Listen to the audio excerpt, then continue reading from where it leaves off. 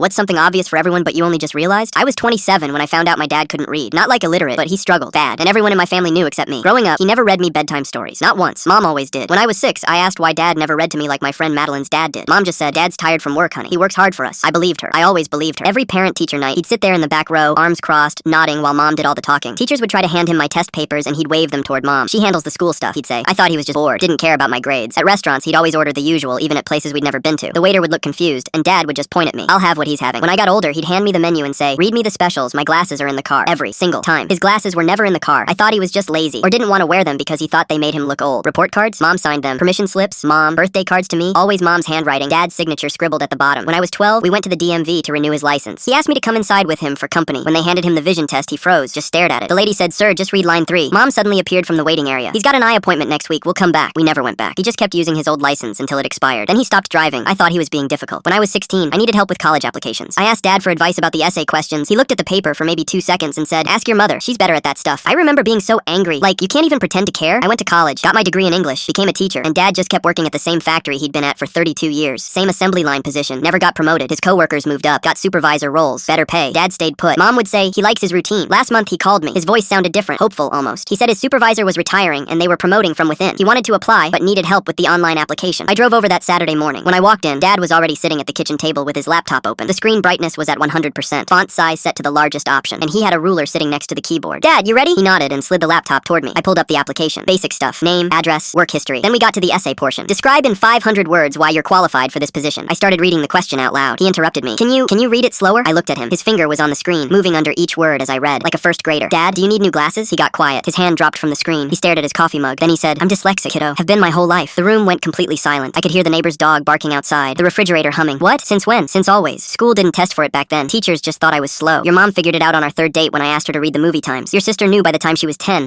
I didn't want you to think less of me." 30 years of tired from work. 30 years of my mom covering for him at every parent-teacher conference. 30 years of me thinking my dad just didn't care enough to read me a bedtime story. 30 years of watching him order the usual because he couldn't read a menu without help. 30 years of him pretending his glasses were in the car. I thought about all those parent-teacher nights. Him sitting there, nodding at teachers, while having no idea what was written on the papers in front of him. I thought about how he worked double shifts, 60-hour weeks. At a factory job he could have been promoted from a decade ago if he could just pass the written supervisor exam. I thought about the ruler on the table. He'd been using it to keep his place while reading, probably for years. "Dad," I said, "you worked yourself into the ground so I could become a teacher. You think I judge you for struggling to read?" He smiled that sad smile, the one I'd seen 1,000 times growing up but never understood. "You're reading this application for me, aren't you?" I pulled the laptop closer. "Yeah, Dad, I am. And I'm going to help you practice for that exam too. Every day if we have to." He put his hand on my shoulder, his factory-worn, calloused hand. "Took you long enough to figure it out, Teach. We spent 4 hours on that application. I read every question twice." He answered. I typed. 2 weeks later, he got the interview. And yeah, I'm helping him study for the written exam. Turns out my dad's not lazy. He's the hardest working person I've ever known.